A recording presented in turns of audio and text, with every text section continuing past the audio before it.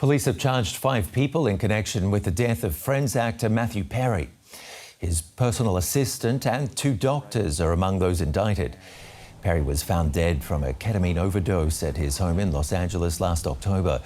Authorities say they uncovered an underground criminal network responsible for distributing large quantities of ketamine to the actor. These defendants took advantage of Mr. Perry's addiction issues to enrich themselves. They knew what they were doing was wrong. They knew what they were doing was risking great danger to Mr. Perry, but they did it anyways.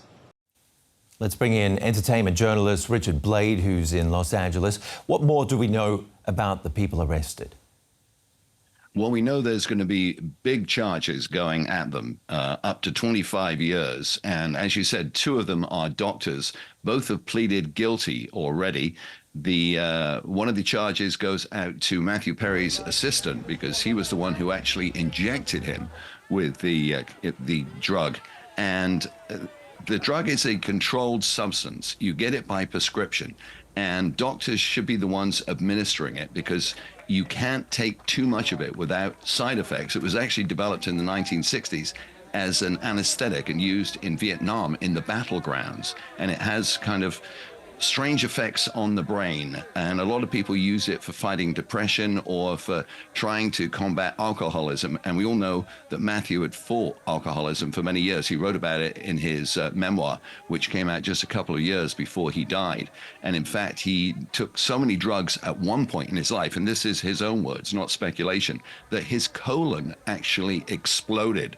And so this was hopefully to help him get off drugs, but it backfired because he became addicted to ketamine. He was vocal about his struggles with substance abuse. Was he being preyed upon in this case? Is that what prosecutors are going to argue? Oh, absolutely, 100%. A great question.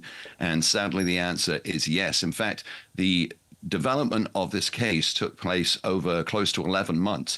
They knew he had too much ketamine in his system when they found it, because normally it goes through your body within 3 hours. He still had more than twice the dose you would use to put someone out during an operation. So they knew there was something wrong. And then when they traced it to the doctors, they actually seized their cell phones and they found a text regarding it. And the words of the text, and I read it exactly here: "I wonder how much this moron will pay." And the reason is because a ketamine vial with prescription is about $12.